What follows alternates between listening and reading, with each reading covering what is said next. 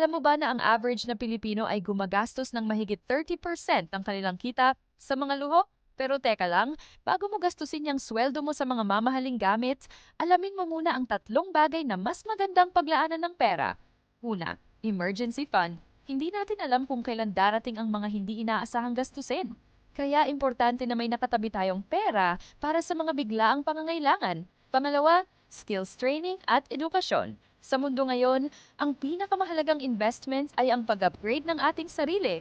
Mas maraming skills, mas maraming opportunities. At panghuli, small business o income-generating assets. Bakit hindi gawing productive ang ating pera? Pwedeng mag-start ng online business, bumili ng dividend stocks, o mag-invest sa mga passive income opportunities.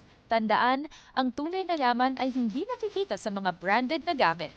Nasa tamang paggastos at pag-invest ng pera ang susi sa financial freedom.